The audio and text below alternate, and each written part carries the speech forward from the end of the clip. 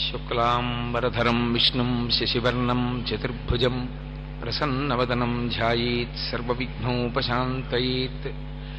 గురుర్బ్రహ్మా గురుర్విష్ణుః గురుర్దేవో మహేశ్వరః గురుః సాక్షాత్ పరబ్రహ్మ తస్మై శ్రీగురవే నమః. వ్యాసాయ విష్ణురూపాయ వ్యాసరూపాయ విష్ణవే నమో వై బ్రహ్మనిధయే వాసిష్ఠాయ నమో నమః. కూజంతం రామ రామేతి మధురం మధురాక్షరం ఆరుహ్య కవితాశాఖాం వందే వాల్మీకికోకిలం. శ్రుతిస్మృతిపురాణానాం ఆలయం కరుణాలయం నమామి భగవత్పాదశంకరం లోకశంకరం. వాగర్ధావివ సంపృక్తౌ వాగర్ధప్రతిపత్తయే జగతః పితరౌ వందే పార్వతీపరమేశ్వరౌ. సూక్తిం సమగ్రేతు న స్వయమేవ లక్ష్మీః శ్రీరంగరాజమహిషీ మధురైః కటాక్షైః. వైదగ్ధ్యవర్ణగుణగుంభనగౌరవైర్యాం కండూలకర్ణకుహరాः కవయోధయంతి. హైమోర్ధ్వపుండ్రమజహన్మకుటం సునాసం మందస్మితం మకరకుండలచారుగండం. బింబాధరం బహుళదీర్ఘకృపాకటాక్షం శ్రీవేంకటేశముఖమాత్మని సన్నిధత్తాం. విమలపటి కమలకుటి పుస్తకరుద్రాక్షసస్తహస్తపుటి కామాక్షి పక్ష్మలాక్షి కలిత విపంచి విభాసి వైరించి. మనోజవం మరుతతుల్యవేగం జితేంద్రియం బుద్ధిమతాం వరిష్టం. వాతాత్మజం వానరయూధముఖ్యం శ్రీరామదూతం శిరసా నమామి. ఆపదామపహర్తారం దాతారం సర్వసంపదాం లోకాభిరామం శ్రీరామం భూయో భూయో నమామ్యహం. హరి ఓం. పరమేశ్వర స్వరూపైన సభకు నమస్కారం.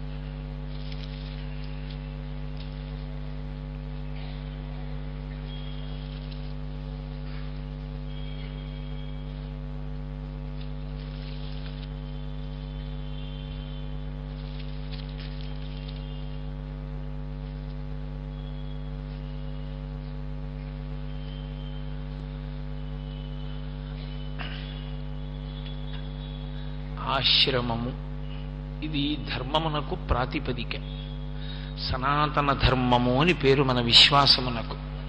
అది ఎప్పుడు ప్రారంభమైంది అంటే ఎవరికి తెలియదు, అందుకే సనాతనము అన్నారు. సనాతనము అన్న మాట ఎవరికి అన్వయం అవుతుందంటే ఈశ్వరునకు అన్వయం అవుతుంది. ఈశ్వరుడు ఎప్పుడున్నాడు? పూర్వజ. అన్నీ ఎప్పుడున్నాయని నువ్వు అనుకుంటున్నావో దానికన్నా ముందు ఆయన ఉన్నాడు. కాబట్టి ఈశ్వరుని యొక్క ఆది తెలిసిన వాడెవరూ లేడు. అటువంటి ఈశ్వరుడు ఎప్పుడు ఉన్నాడని మనం అనుకుంటున్నామో అప్పుడు ఆయన ఊపిరి ఉన్నది. ఇప్పుడు చూడండి, కోటేశ్వరరావు గారు ఉన్నారు అంటే నా ఊపిరి తీస్తున్నాను కాబట్టి ఉన్నాను.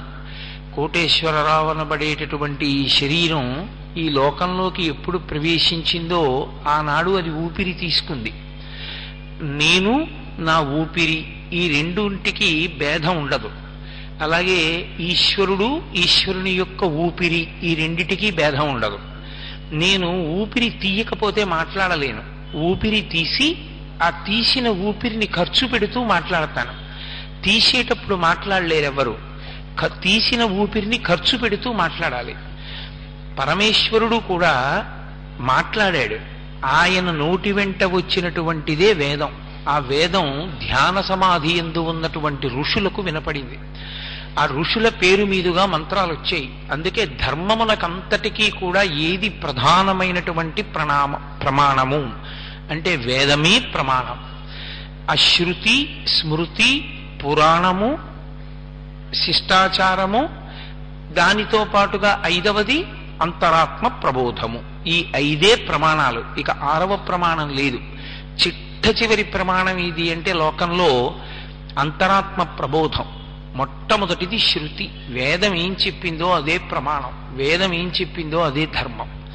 ఎవరు చెప్పినా ధర్మం కాదు, ఒక్క వేదం చెప్పిందే ధర్మం అవుతుంది. ఎందుకంటే వేదము ఈశ్వరుని యొక్క ఊపిరి కనుక. శృతి తరువాత స్మృతి. స్మృతి అంటే వేదంలో ఉన్నటువంటి మంత్రభాగాన్నంతటినీ తీసి ఒక్కొక్క ఋషి తన పేరు మీద క్రోడీకరించాడు. యాజ్ఞవల్క్య స్మృతి, గౌతమ స్మృతి, అత్రి స్మృతి అలా వచ్చాయి. అవి స్మృతి అంటారు. శృతిని స్మృతి అనుసరిస్తుంది. అందుకే శృతేరివార్థం స్మృతిరన్వగచ్చత్ అంటారు. కాళిదాస మహాకవి శృతిని స్మృతి అనుసరిస్తుంది. ఆవు వెంట దూడలా. కాబట్టి శృతిలో చెప్పినదే స్మృతిలో ఉంటుంది. పురాణం భూతద్దంలో శృతిలో చెప్పిన విషయాన్ని సర్గశ్చ ప్రతిసర్గశ్చ వంశో మన్వంతరానిచ వంశానుచరిచంచైవ పురాణం పంచలక్షణం. 5 లక్షణములతో వేదాంతర్గతమైనటువంటి విషయాన్ని భూతద్దంలో పెట్టి చూపించేటటువంటి స్థితికి పురాణమని పేరు. పురాణము తర్వాత వచ్చినది శిష్టాచారం. నాకు వేదం తెలియదండి, స్మృతి తెలియదండి, పురాణము తెలియదండి అన్నవాడు ఆ ఊళ్ళో పెద్దలైన వారు ఎలా ఉన్నారో, వాళ్ళు ఎలా ప్రవర్తిస్తారో ఆ ప్రవర్తనని ఆదర్శంగా తీసుకుని బ్రతకవలసి ఉంటుంది. కాబట్టి శిష్టాచారం ప్రమాణం. 5వది అంతరాత్మ ప్రబోధం. అంతరాత్మ ప్రబోధం చిట్ట చివరి ప్రమాణం తప్ప మొదటి ప్రమాణం కాదు. కానీ కలియుగం లక్షణం ఏమిటంటే శృతిని ప్రమాణంగా తీసుకోవడం మానేసి అంతరాత్మ ప్రబోధాన్ని మొట్టమొదటి ప్రమాణంగా తీసుకుంటున్నాం. 5వ ప్రమాణాన్ని మొదటి ప్రమాణం చేశాం. అసలు ఏది మొదటి ప్రమాణమో దాన్ని విడిచిపెట్టేశాం. అసలు మొట్టమొదట చెప్పవలసినది శృతి. ఆ వేదము స్పష్టంగా కొన్ని విషయాలు చెప్పింది. ఆశ్రమము దీన్ని నిర్ణయం చేసింది.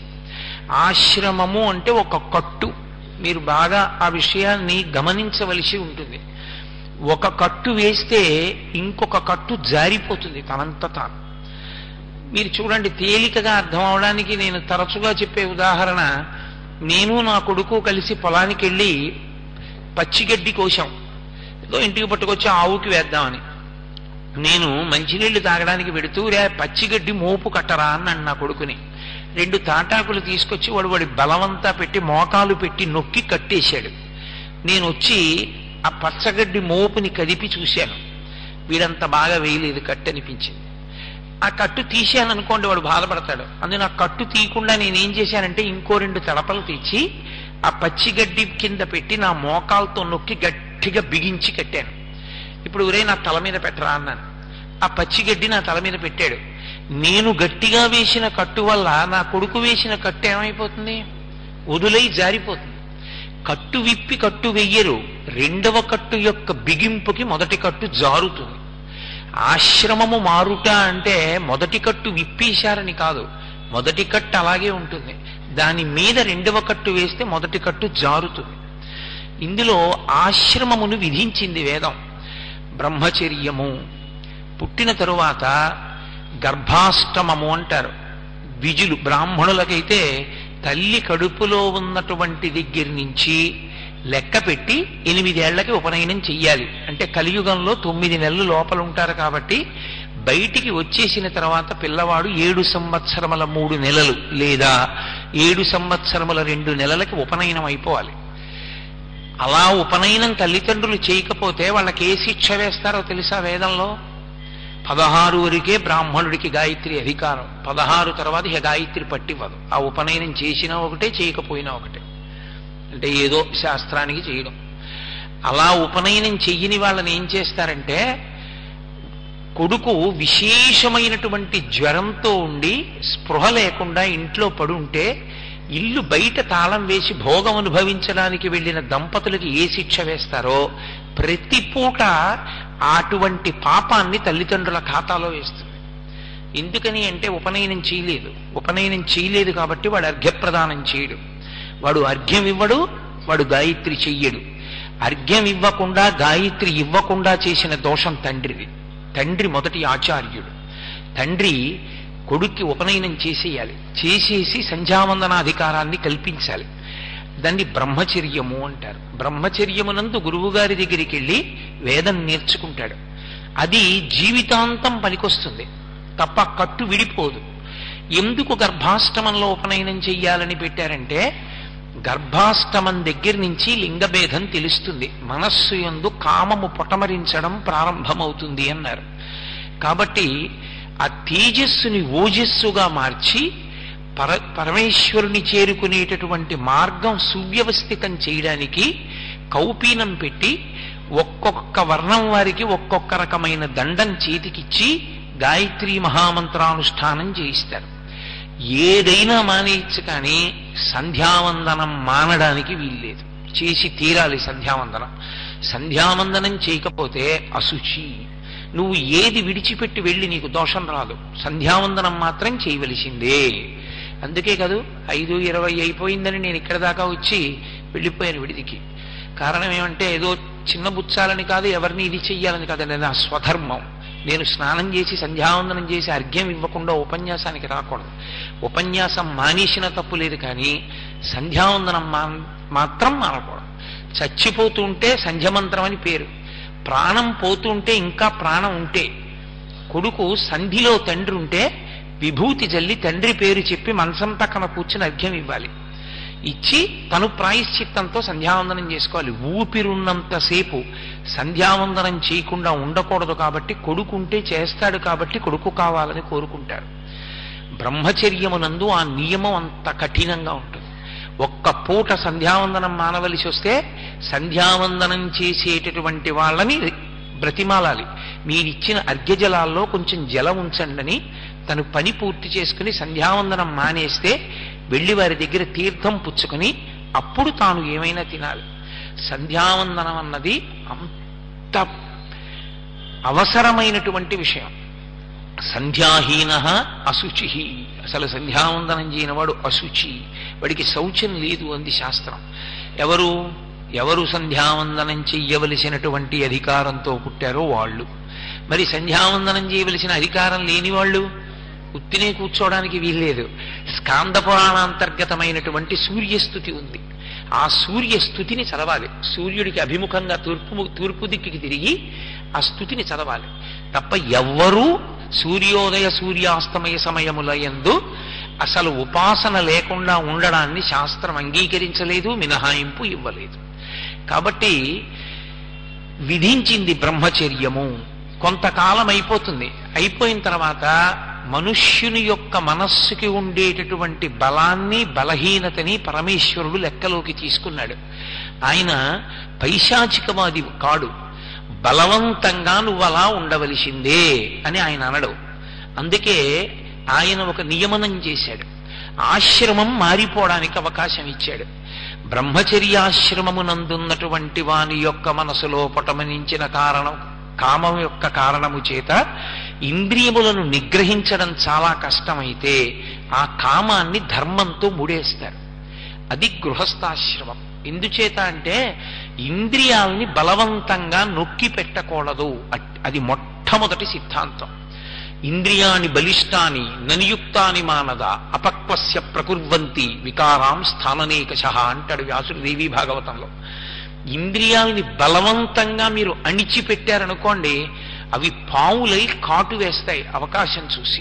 కాలు కింద త్రాచుపావుని తొక్కిపెట్టి కాలెత్తినప్పుడు ఎలా కరుస్తుందో ఇంద్రియం అలా కరుస్తుంది. ఇంద్రియములంటే ఏవో కాదు, కళ్ళు, ముక్కు, చెవి, నాలుక, స్పర్శేంద్రియము, 5 జ్ఞానేంద్రియములు. అందుకే కామము వలన మనిషి భ్రష్టము కాకుండా ఉండడానికి ఆ కామాన్ని ధర్మంతో ముడేసేశారు. కామమును ధర్మముతో ముడివేసేటటువంటి ప్రక్రియకి గృహస్థాశ్రమమని పేరు, దానికి వివాహమని పేరు. ధర్మంతో ముడేస్తున్నారు కామాన్ని అని గుర్తు. అందుకే ఆమె కామ్యపత్ని కాదు, ఆమె ధర్మపత్ని. ధర్మపత్నిని స్వీకరిస్తాడు. మనకి సనాతన ధర్మంలో ధర్మపత్నిని పురుషుడు స్వీకరించవలసి వస్తే, లేదా ఒక స్త్రీ భర్తని స్వీకరించవలసి వస్తే నిర్ణయించవలసిన వాడెవరు? ఒకటి ఇంటి యజమాని, అంటే తండ్రి, పెదతండ్రి, పినతండ్రి. ఇవి తండ్రి స్థానాన్ని బట్టి ఉంటుంది. తండ్రి గారు ఉంటే తండ్రి గారిది అధికారం. తండ్రి గారి కన్నా పైన ఉంటే, అంటే తండ్రి గారు కానీ తండ్రి గారి అన్నగారు కానీ ఉంటే వాళ్ళది నిర్ణయాధికారం. ఎప్పుడు ఆడపిల్లదైనా మగపిల్లవాడిదైనా తండ్రి నిర్ణయం చేస్తాడు. తండ్రి నిర్ణయం తర్వాత తండ్రి నిర్ణయాన్ని కూడా త్రోసిరాజనగలిగిన అధికారం ఎవరిది అంటే గురువుది. అందుకే కొన్ని వర్ణముల యందు స్నాతకోత్సవము అని చేస్తారు. స్నాతకోత్సవము అన్న మాట వేదంలో ఉన్న మాటని విశ్వవిద్యాలయాలు వాడుకున్నాయి. స్నాతకోత్సవము అంటే ఇతను ఇందుకు పనికొస్తాడు అని ప్రకటించడం. వీడు భర్తృత్వానికి, ఒక ఇంటికి యజమానిగా, ఒక గృహస్థుగా, ఒక ధర్మపత్నిని స్వీకరించడానికి వీడు పనికొస్తాడు అని చెప్పవలసిన వాడెవరంటే గురువు. అందుకే గురువు వచ్చి కూర్చుంటారు స్నాతకంలో. కూర్చుని కొన్ని విషయాలు బోధ చేస్తాడు. శ్రద్ధయా దేయం, అశ్రద్ధయా అదేయం, శ్రియాదేయం, హ్రియాదేయం, పియాదేయం. నువ్వు దానం చేసేటప్పుడు ఇలా చెయ్యాలి అని చెప్తూ ఏ ఏ విషయములయందు పొరపాటు పడకూడదో అవన్నీ చెప్తాడు. చెప్తూ ప్రమదితవ్యం, ప్రమదితవ్యం, ప్రమదితవ్యం అంటాడు. యజ్ఞాన్న ప్రమదితవ్యం, కుశలాన్న ప్రమదితవ్యం అంటే వీటి విషయంలో పొరపాటు పడకు సుమా, జాగ్రత్తగా ఎప్పుడూ చూస్తుండాలి సుమా. మాతృదేవో భవ, పితృదేవో భవ, ఆచార్య దేవో భవ. నువ్వు గృహస్థాశ్రమంలోకి వెళ్ళినప్పటికీ తల్లి విషయంలో పరాకు పడకూడదు, తల్లిని గౌరవించాలి, పూజించాలి. ఇవన్నీ గురువుగారు చెప్పి వీడికి ఇవ్వచ్చు పిల్లని అంటారు. అంటే అప్పుడు కన్యాదాత ఆ కన్యని దానం చేస్తాడు. ఎలా? నిన్న మీతో మనవి చేసే చతుర్థి విభక్తి వెయ్యకుండా దానం చేస్తాడు. అందువల్ల పుట్టింటి వారికి కూడా ఆ పిల్ల మీద అధికారం ఉంటుంది. ఇప్పుడు ఆమెని ధర్మపత్నిగా స్వీకరిస్తాడు. ధర్మపత్నిగా స్వీకరించినటువంటి ప్రక్రియకి గృహస్థాశ్రమం అని పేరు. దీనికి దాంపత్యము, దంపతులు అంటారు. అలా కలిసినటువంటి స్త్రీ పురుషుల్ని దంపతులని పిలుస్తారు. ఇందులో ఆశ్చర్యకరమైన విషయం ఏంటంటే అంతకుముందు తాను ఉన్నాను అనడానికి ఒక గుర్తు ఏమీ పెట్టడు పురుషుడు. నేనున్నాను అని నేను బ్రహ్మచారిగా ఉండగా గుర్తేమీ లేదు. కానీ నేను గృహస్థాశ్రమంలోకి ప్రవేశించగానే నేనున్నాను అని ఒక గుర్తు ఏర్పాటు చేస్తాను నా భార్య మెడలో. దే మాంగళ్యం తంతునానేనా మమ జీవన హేతునా కంటే బధ్నామి సుభగే త్వం జీవ శరదాంశతం. నేనున్నానని గుర్తేమిటో తెలుసా? ఇదిగో ఈ నీ మెడలో ఉన్నటువంటి మంగళసూత్రం. ఈ కంఠం ఈ క్రింది శరీరానికి వచ్చిన కష్టాన్ని కానీ సుఖాన్ని కానీ ఈ గొట్టం ద్వారా పైకి చెప్తుంది. ఎక్కడ ఈ శరీరానికి కష్టం వచ్చినా ఆ సమస్యని పుచ్చుకుని ఇక్కడ ఉన్నటువంటి బుద్ధి పరిష్కారం చెప్తుంది. అది మళ్ళీ గొట్టం ద్వారా ఆదేశం పెడుతుంది. నేను ఉపన్యాసం చెప్తుంటే ఓ చీమ నా పాదం కుడుతోంది అనుకోండి, పాదం మొరపెట్టుకుంటుంది. ఒక చీమ కరుస్తోంది, బాధగా ఉంది నాకు. అది ఇలా పైనుంచి గొట్టం ద్వారా బుద్ధి కెడుతుంది. వెంటనే బుద్ధి గ్రహించి ఓ ఎడం చెయ్యి ఆ కుడుతున్న ప్రాంతాన్ని నిప్పిని పట్టి గుర్తుపట్టి రుద్దు, అంతకన్నా ప్రవర్తిస్తే సభలో బాగుండదు, ఆ చీమ మరణిస్తుందని చెప్తుంది. నిశ్శబ్దంగా నేను చెయ్యి పెట్టి ఇలా అంటాను, ఆ చీమ చనిపోతుంది. అంటే ఎంత చిన్న సమస్య అయినా సరే ఈ మిగిలినటువంటి శరీరానికి సంబంధించిన వాటికి అన్నిటికీ కూడా మార్గనిర్దేశకత్వం ఇది చేస్తుంది. దీని సమస్యల్ని నేను పట్టించుకోనని దందో, ఇది చెప్పిన దాన్ని కాదు అని కింద దందో. అదే ఇక్కడి నుంచి ఇక్కడి వరకు భార్య, ఇది భర్త. అందుకే భర్త పెద్దవాడు, భార్య చిన్నది ఉంటుంది వయస్సులో. కారణం పరిణతి. యాజమాన్యం వహించవలసినటువంటి వ్యక్తి బుద్ధి కలిగినటువంటి వాడై నిర్ణయం చెయ్యగలిగిన వాడై ఉండాలి. ఆ పరిణతి బ్రహ్మచర్యంలో గురువుగారి దగ్గర సంపాదించుకుంటాడు. సంపాదించుకున్నవాడు తల, ఈ క్రిందిది శరీరం. ఈ రెండు ఎలా విడివడి ఉండవో, కంఠాన్ని ఛేదించారనుకోండి ఆ వ్యక్తి శరీరం విడిచిపెట్టేస్తాడు. ఈ శరీరానికి మధ్యలోంచి వెళ్ళడం ఎలా సాధ్యం కాదో దంపతుల మధ్యలోంచి కూడా వెళ్ళవద్దు. వాళ్ళిద్దరూ అంత అవినాభావ సంబంధము కలిగినటువంటి వారు. సనాతన ధర్మంలో దాంపత్యం అనేటటువంటిది, వివాహం చెయ్యడం అనేటటువంటిది కేవలము కామసుఖము అనుభవించుట కొరకు మాత్రమే కాదు, కామము ధర్మముతో ముడివెయ్యడానికి యజ్ఞాధికారం పొందుతాడు. భార్యని పక్కన కూర్చోపెట్టుకుని దేవతలకి హవిస్సిస్తాడు. దానివల్ల దేవరుణం తీరుతుంది. ఆయన సంధ్యావందనం చేసుకుని పూజ చేసుకుని వెళ్ళి కూర్చుని ఏ రామాయణమో భాగవతమో చదువుకుంటూ ఉంటాడు. ఆయనకి వేళ పట్టున ఆకలి వేసేటప్పటికి ఆవిడ పలహారం పెడుతుంది. ఆవిడ పలహారం పెట్టింది కాబట్టి తాను రామాయణం చదువుకున్నాడు. ఆవిడ ఇంటి దగ్గర వ్యవహారాలు నిర్వహిస్తోంది కాబట్టి తాను పై ఊరెళ్ళి కూడా ప్రవచనాలు చెప్పుకోగలుగుతున్నాడు. ఆమె ఆయనకి ఊపిరిగా నిలబడుతుంది. నిలబడి తాను దేవతారుణాన్ని నుంచి విముక్తుడవడానికి, ఋషి రుణం నుంచి విముక్తుడవడానికి, పితృరుణం నుంచి విముక్తుడవడానికి కారణభూతురాలవుతుంది. ఆమెతో కామము ధర్మముతో ముడిపడిన కారణం చేత సంతానం కలుగుతుంది. సంతానము కలిగిన కారణం చేత పితృదేవతల యొక్క రుణం నుంచి విముక్తుడవుతాడు. మొన్న మీతో చెప్పాను, సచేల స్నానం చెయ్యాలి. మొట్టమొదట కొడుకు పుట్టగానే ఏ కట్టుబట్టలతో ఉండగా కొడుకు పుట్టాడన్న వార్త విన్నాడో ఆ బట్టలతోటే కొంచెం ఎత్తైన ప్రదేశంలోంచి నీటిలోకి దూకాలి. దూకితే నీళ్లు పైకి లేస్తాయి. పితృదేవతలు ఆ నీళ్లు చూసి గుర్తుపడతాడు, వీడు పితృరుణం నుంచి విముక్తుడయ్యాడు, వీడు సంతానాన్ని కన్నాడు అంటారు. ఆయన యజ్ఞయాగాదులు చేసి దేవరుణం నుంచి విముక్తుడవుతాడు. ఆయన భారత భాగవతాది గ్రంథములను, రామాయణం మొదలైనవి చదువుకుని ఋషి రుణం నుంచి విముక్తుడవుతాడు. 3 రుణముల నుంచి విముక్తుడవుతాడు. నేను ఎప్పుడు చేశానండి ఈ రుణం అని అడగకూడదు. మనిషిగా పుట్టిన వాడికి పుట్టుకతోటే ఈ 3 రుణాలు ఉంటాయి. ఈ 3 రుణాలు తీర్చుకోవడంలో అత్యంత ప్రధానమైన ఉపకరణము ఎవరు అంటే భార్య ఒక్కతే. అందుకే ఆమెకి పత్ని అని పేరు. పత్ని అంటే యజ్ఞాధికారము కలిగి ఉన్నది. యజ్ఞం చేస్తున్నప్పుడు పక్కన ఆవిడ కూర్చుంటుంది. పక్కన కూర్చునేటటువంటి అధికారమును పొంది ఉన్నది కనుక ఆమెకి పత్ని అని పేరు. అటువంటి ధర్మపత్ని సమేతస్య అని చెప్తాం, కానీ భార్యా సమేతస్య అన్న మాట వాడరు, ధర్మపత్ని సమేతస్య. అందుకే ఇల్లాలికి అంత గౌరవాన్ని ఇచ్చింది శాస్త్రం. దాంపత్యము, ఆ స్త్రీ పురుషుల యొక్క జీవనము ఎంత గొప్పగా నడవాలని శాస్త్రం కోరుకుందంటే, ఒకవేళ ఒక పురుషుడికి గయ్యాళి ఇల్లాలు దొరికిందనుకోండి, ఆయన నా అదృష్టం తొందరగా వైరాగ్యం కలిగిందనుకోవాలి.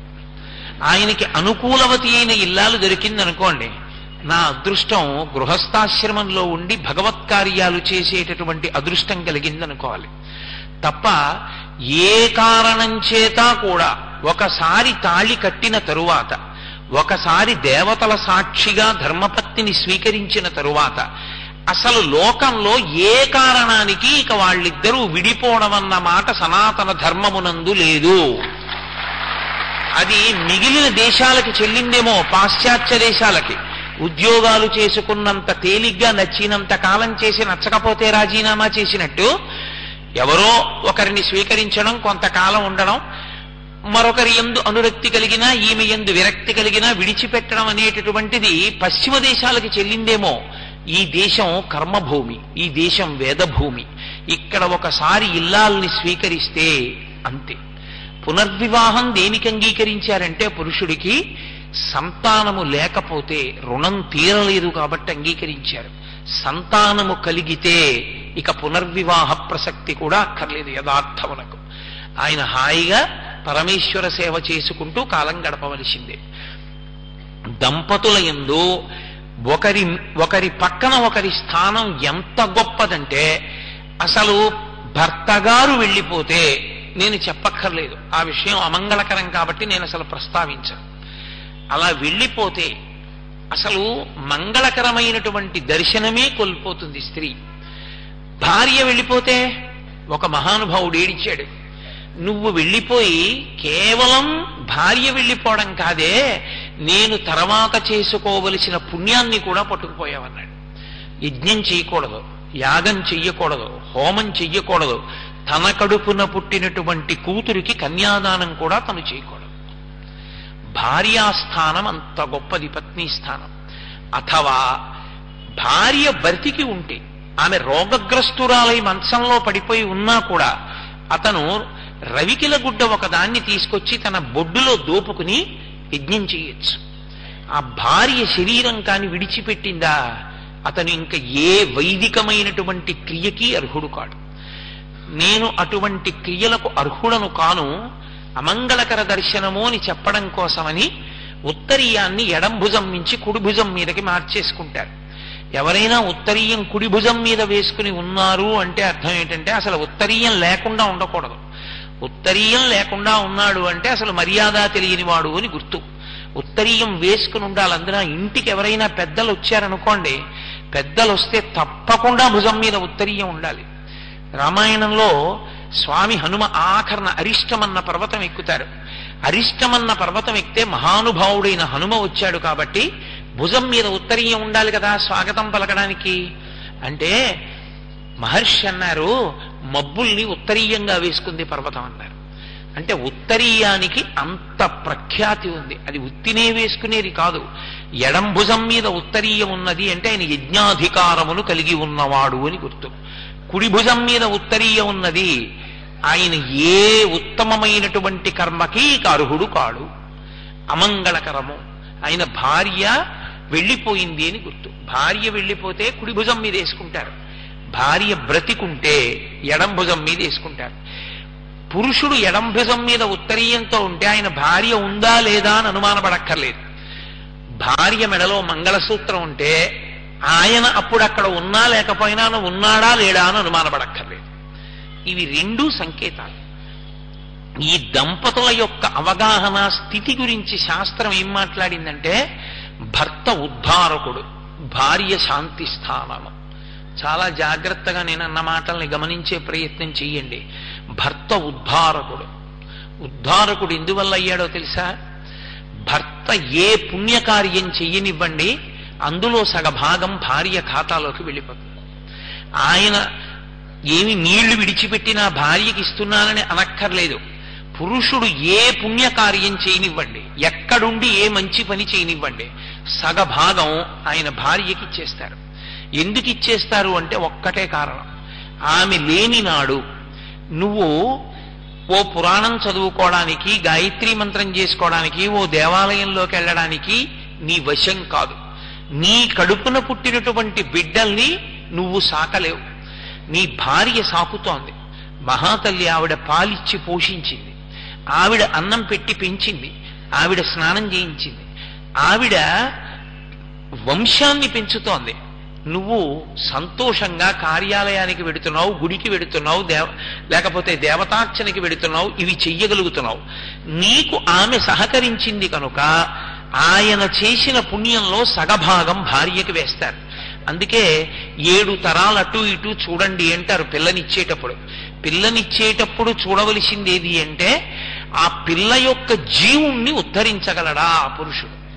కేవలము భోగానుభవమే ఉన్నవాడు అనుకోండి, ఆమె జీవునకు ఏమీ అందదు, పతనం అయిపోతుంది. అదే పరమభక్తి తత్పరుడు అనుకోండి ఆయన. నేను చెప్పే మాట ఒకటి మీరు చాలా బాగా జ్ఞాపకం పెట్టుకోండి. పరమభక్తి తత్పరుడైనటువంటి వ్యక్తి యొక్క ఇల్లాలు, ఆ భక్తి తత్పరుడు ఒకేసారి శరీరాన్ని విడిచిపెట్టారనుకోండి, ఆమె ఖాతాలో పుణ్యం ఎక్కువ ఉంటుంది, ఆయన ఖాతాలో తక్కువ ఉంటుంది. ఎందుకో తెలుసా?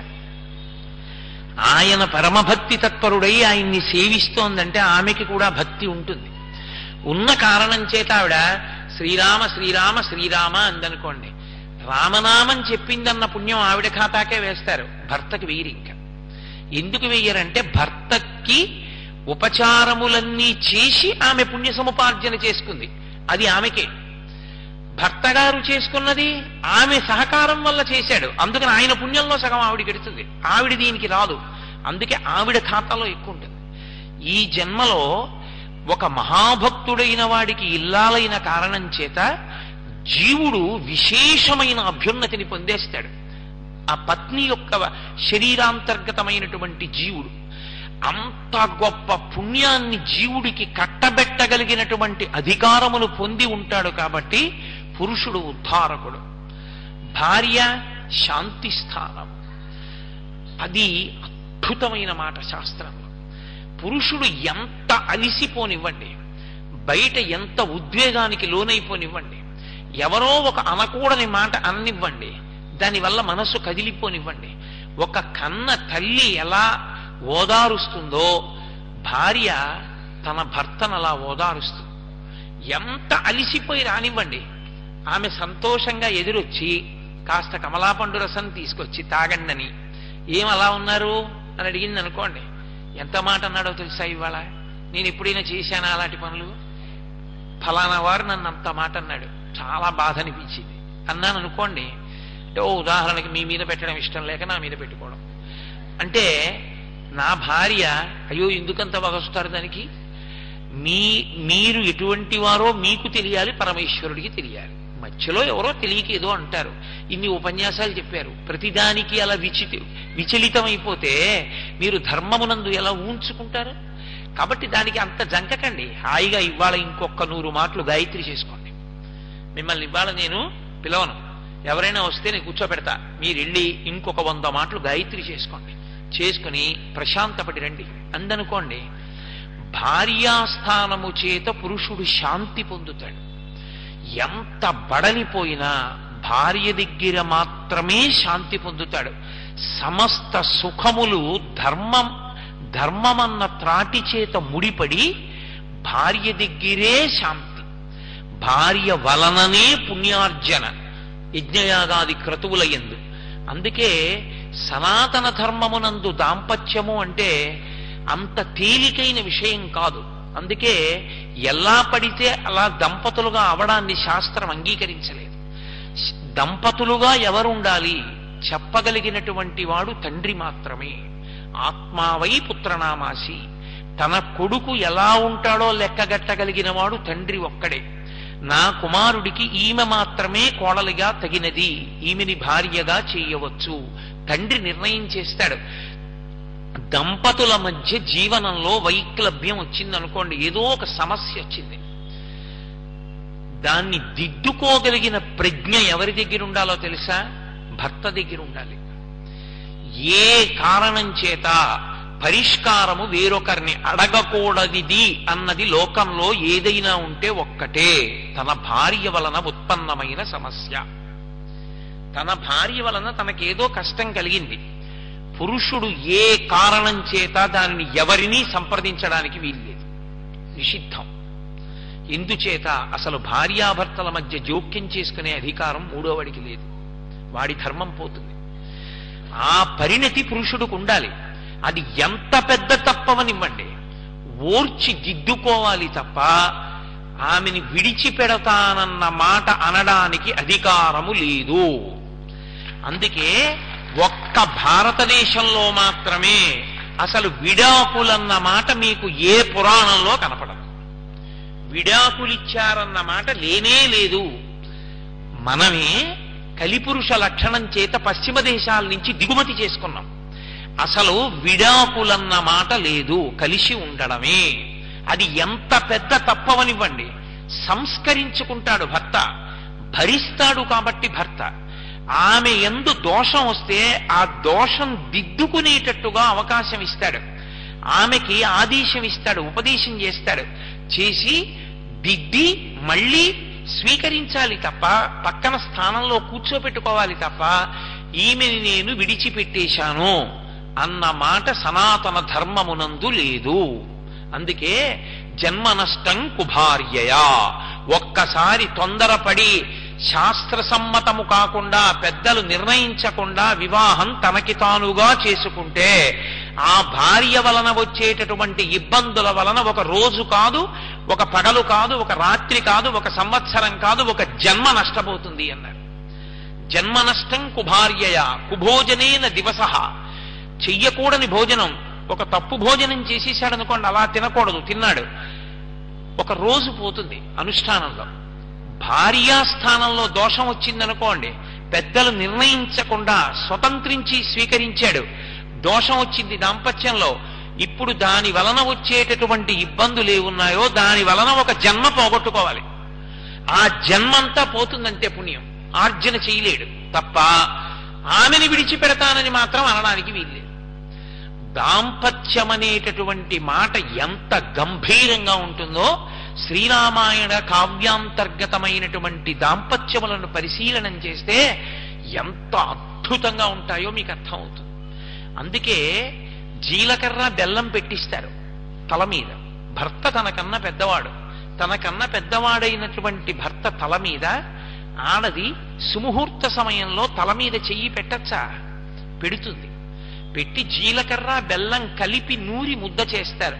ముద్ద చేసి ఒండరులు శిరస్సు నుంచుకుంటారు. దేని కొరకు ఉంచుతారో తెలుసా?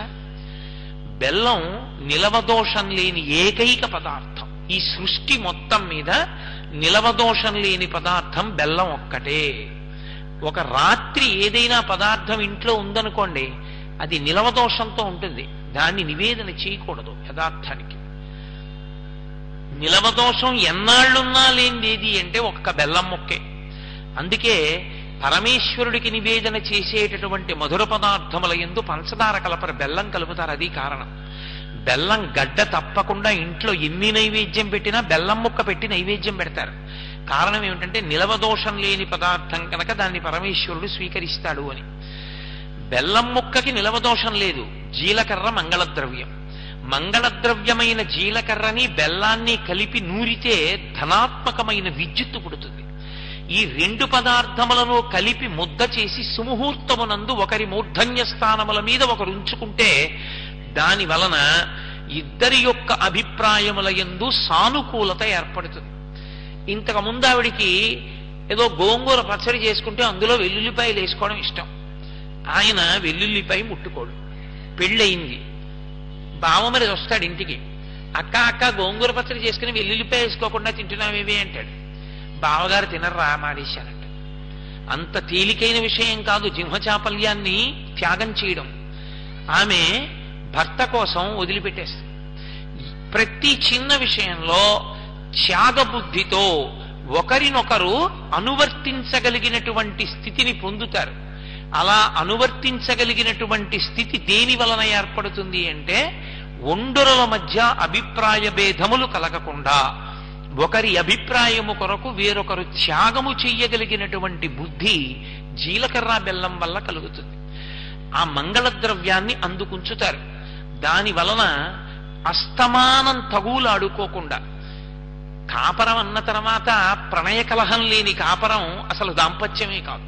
ఇప్పుడేదో చిన్న దెబ్బలాట వస్తుంది, కానీ వాళ్ళిద్దరే మాట్లాడుకోవాలి. దెబ్బలాట ఎందుకు రావాలంటే ఎప్పుడెప్పుడు ఏ వంక పెట్టుకుని మాట్లాడదామా అని ఎదురు చూడ్డానికి రావాలి తప్ప మాటలు మానేసి మూతి ముడుచు కూర్చుని పుట్టింటికి ఆవిడ ఈయనింటికి ఈయన వెళ్ళిపోవడానికి రాకూడదు. అటువంటి ప్రమాదం రాకూడదని జీలకర్ర బెల్లం పెట్టిస్తారు. అటువంటి దాంపత్యంలో వచ్చేటటువంటి ఎటువంటి వైక్లభ్యాన్నైనా ఎలా భరించాలో ఎలా దిద్దుకున్నారో మనకి శ్రీరామాయణ మహాకావ్యం చూపిస్తుంది.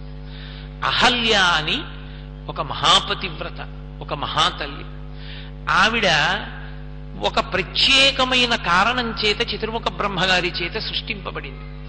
ఒకానొకప్పుడు నరనారాయణులు తపస్సు చేస్తుంటే అప్సరోగణం అంతా వెళ్ళి వాళ్ళ యొక్క తపోనిష్టని భంగం చేసే ప్రయత్నం చేసింది. ఇంత అందగత్తెలం వచ్చాం, మేము తపోనిష్ట భంగం చేయగలమని ప్రయత్నం చేస్తున్నారు, వీళ్లకన్నా అందగత్తెని నేను సృజించగలనని శ్రీ మహావిష్ణువు తన తొడ మీద ఇలా అన్నారు. ఆయన యొక్క తొడలోంచి ఒక స్త్రీ ఉద్భవించింది. ఊర్వలలోంచి ఉద్భవించింది కాబట్టి ఆమె పేరు ఊర్వశి. ఆమె మహాసౌందర్య రాశి. ఆమె సౌందర్యాన్ని చూసి అందరూ అన్నారు, బ్రహ్మగారి దగ్గరికి వెళ్ళి నువ్వింత సృష్టి చేశావు, ఇంత సృష్టిలో ఊర్వశి లాంటి అందగత్తెని సృష్టించలేకపోయావు. అదే శ్రీ మహావిష్ణువు తొడ మీద ఇలా చెయ్యి వేస్తే ఆయన తొడలలోంచి అంత అందగత్తె పుట్టింది, నువ్వు అలా చేయగలిగావా అని అడిగారు. బ్రహ్మగారికి పౌరుషం వచ్చింది. నేను కూడా ఒక అపురూపమైనటువంటి సౌందర్య రాశిని సృష్టి చేస్తానన్నాడు. అంత గొప్ప సౌందర్య రాశిని సృష్టించాడు. ఆమె అహల్య. ఇప్పుడు ఆ అహల్యని పెంచి పెద్ద చేసేవాడు కావాలి. ఇంద్రియములను నిగ్రహించుకుని ఉన్నవాడు, విచలితుడు కానివాడు, ఆ పిల్లని పెంచి పెద్ద చెయ్యగలిగినటువంటి వాడు, అపారమైనటువంటి తపోనిష్ఠా గరిష్ఠుడు ఎవరిని వెతికాడు? గౌతమ మహర్షి. ఆయన్ని పిలిచి పిల్లని అప్పచెప్పాడు. అప్పచెప్పి పిల్లని పెంచి పెద్ద చేయవయా అన్నాడు. ఆ పిల్ల పెరిగి పెద్దదవుతుంటే దేవేంద్రాదులు కూడా ఆమెని మోహించారు. ఎలాగైనా ఆమెని చేపట్టాలి అని కోరుకున్నారు. ఆమె యవ్వనంలోకి వచ్చింది. ఆమె యవ్వనంలోకి వచ్చి తన ఆశ్రమంలోనే తిరుగుతున్న గౌతమ మహర్షి మనస్సు మాత్రం ఎన్నడూ కదలలేదు. ఈమె యవ్వనంలోకి వచ్చింది, ఇప్పుడు ఈమెకి వివాహం చెయ్యాలి, ఆ కర్తవ్యం ఆమె తండ్రిది. కనుక ఇప్పుడు ఈ అహల్యని తీసుకెళ్లి చతుర్ముఖ బ్రహ్మగారికి అప్పచెప్పాడు. అప్పచెప్పి ఈమెకి యోగ్యమైన వరుణ్ణి చూసి వివాహం చెయ్యి, ఎందుచేతనంటే ఆమె యవ్వనంలోకి వచ్చింది అని చెప్పాడు. చెప్పి గౌతముడు బయలుదేరబోతుంటే ఉండమన్నాడు బ్రహ్మగారు. ఇంద్రాది దేవతలందరూ వచ్చారు. ఈ పిల్లని మాకి మేము స్వీకరిస్తామన్నారు. ఆ పిల్ల కూడా చూసింది అందరినీ. బ్రహ్మగారు అన్నాడు, బ్రహ్మగారికి తపస్సు అంటే ప్రీతి. యోగ్యమైన వరుణ్ణి నిర్ణయం